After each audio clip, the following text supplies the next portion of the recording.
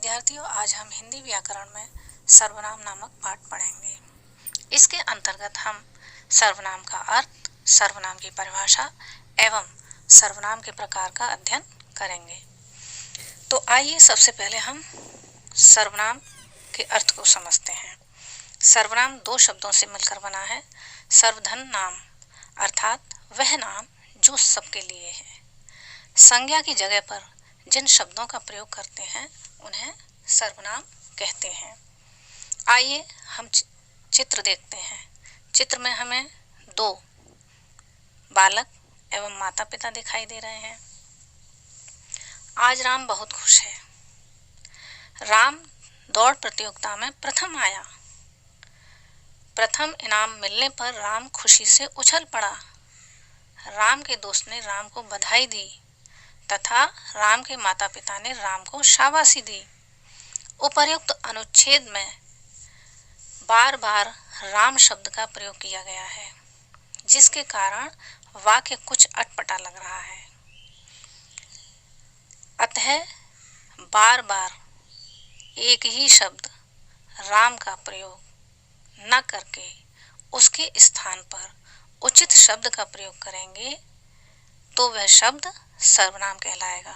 अर्थात हम कह सकते हैं संज्ञा के स्थान पर प्रयोग किए जाने वाले शब्दों को सर्वनाम कहते हैं। आइए अब हम सर्वनाम के भेद के विषय में पढ़ें। सर्वनाम के कुल 6 भेद होते हैं। पहला पुरुषवाचक सर्वनाम, पर्सनल प्रोनाउन। दूसरा निश्चयवाचक सर्वनाम, डिमॉन्स्ट्रेटिव प्रोनाउन।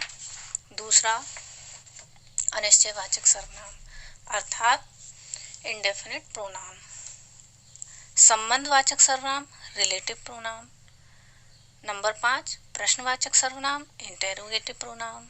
नंबर 6 निजवाचक सर्वनाम, रिफ्लेक्सिव प्रोनाउन। आइए अब हम विस्तार से सर्वनाम के प्रकार के बारे में समझते हैं।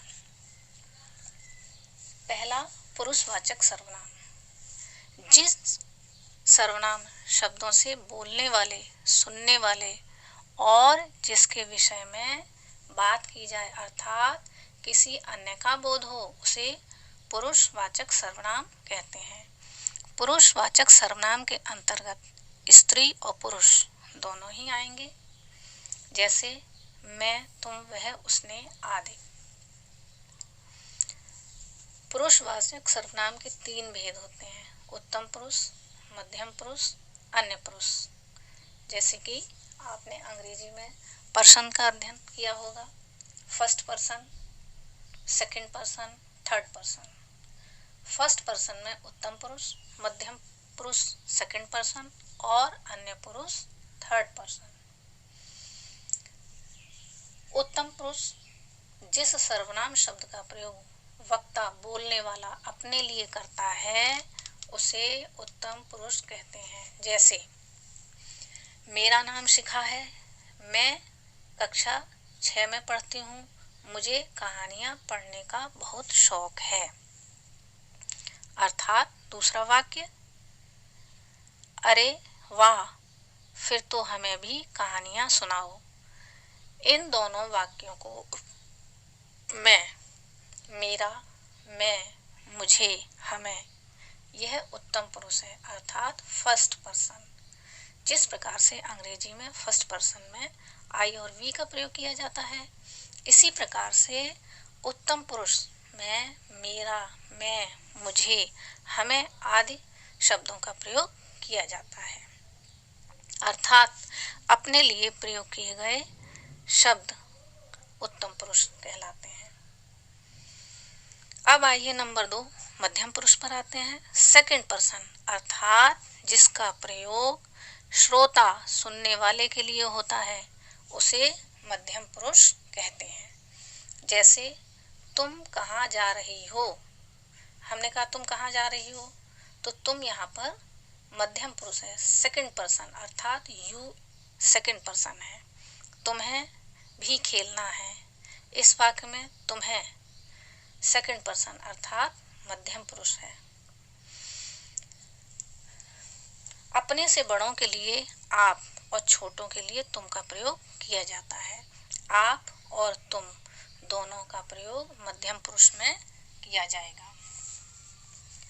नंबर 3, अन्य पुरुष। अन्य पुरुष अर्थात third person, he, she, it का प्रयोग थर्ड पर्सन में किया जाता है।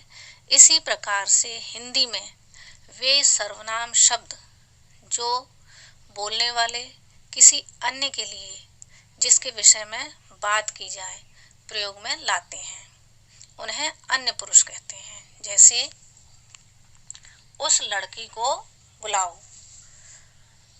उसे कुछ देना है, अर्थात इस वाक्य में उसे शब्द किसी तीसरे के लिए प्रयोग किए गए हैं, अतः ये अन्य पुरुष हैं। नंबर 2, निश्चयवाचक सर्वनाम। जिन सर्वनाम शब्दों से किसी निश्चित व्यक्ति या वस्तु की जानकारी मिले उन्हें निश्चयवाचक सर्वनाम कहते हैं। जैसे हमने कहा वह मेरी कार है, अर्थात वह एक निश्चित कार की ओर संकेत किया जा रहा है, इसलिए वह यहाँ पर निश्चयवाचक सर्वनाम है। हमने कहा इसने बूढ़े आदमी की मदद की, अर्थात एक विशिष्ट व्यक्ति ने मदद की। इसने अर्थात एक व्यक्ति वर्ग की ओर संकेत किया जा रहा है कि इसने बूढ़े की मदद की, इसलिए इसने यहाँ पर निश्चित व्यक्ति है, इसलिए ये शब्द निश्चयवाचक सर्वनाम है। वह और वे निश्चयवाचक और पुरुषवाचक सर्वनाम दोनों के लिए ही प्रयोग किया जाता है। नंबर 3, अनिश्चयवाचक सर्वनाम। अनिश्चयवाचक सर्वनाम उन सर्वनामों को कहते हैं जिन सर्वनाम शब्दों से किसी निश्चित व्यक्ति या वस्तु की जानकारी न मिले वे अनिश्चयवाचक सर्वनाम होते हैं। जैसे हमने कहा दरवाजे पर कोई है, कोई दरवाजा खटखटा रहा है, पलंग के नीचे कुछ गिर गया, तो यहाँ पर कोई और कुछ निश्चित व्यक्ति या वस्तु की जानकारी नहीं दे रहे हैं, अतः ये शब्द अनिश्चयवाचक सर्वनाम हैं। नंबर 4, संबंधवाचक सर्वनाम अर्थात रिलेटिव प्रोनाउन। संबंध बताने वाले शब्दों को संबंधवाचक सर्वनाम कहेंगे।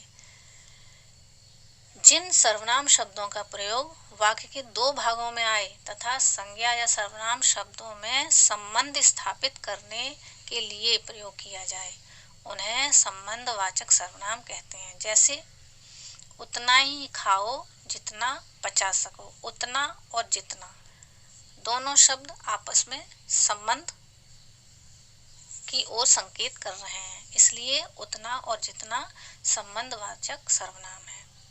इसी प्रकार से जो मेहनत करेगा वो सफल होगा, अर्थात जो और वो दोनों ही संबंधवाचक शब्द हैं।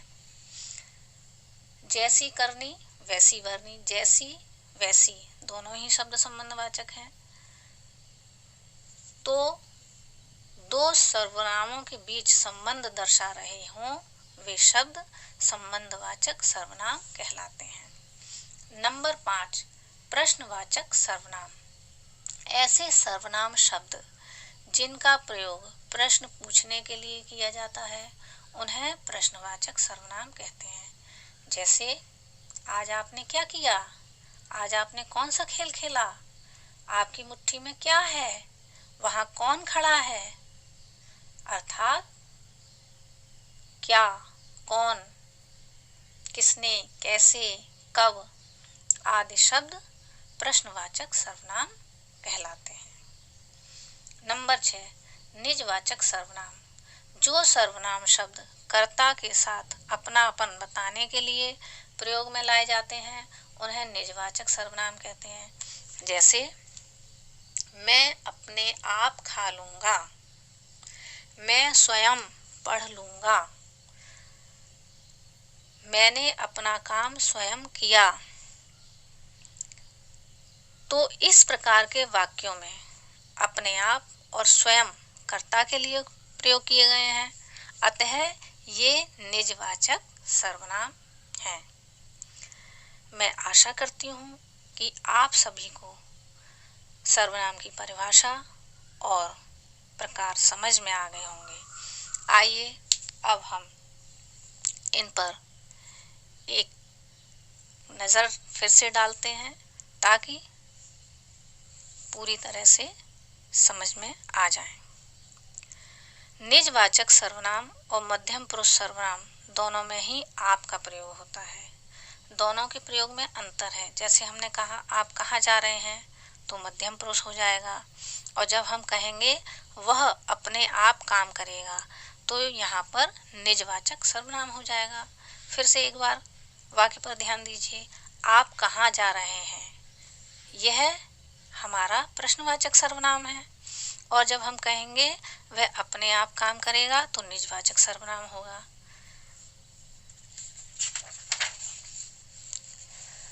आइए एक बार फिर से हम पाठ को दोहरा लें। सर्वनाम क्या है? संज्ञा की जगह प्रयोग होने वाले शब्द सर्वनाम है। जैसे मैं, तुम, हम, वह, यह आदि। सर्वनाम के कुल 6 भेद होते हैं। पुरुषवाचक सर्वनाम, निश्चयवाचक सर्वनाम, अनिश्चयवाचक सर्वनाम, संबंधबोधक सर्वनाम, प्रश्नवाचक सर्वनाम और निजवाचक सर्वनाम। हम हमेशा अपने से बड़ों के लिए आप, बराबर के लिए और अपने छोटे के लिए तुम का प्रयोग करते हैं। वह और वे निश्चयवाचक और पुरुषवाचक सर्वनाम दोनों के लिए ही प्रयोग होता है।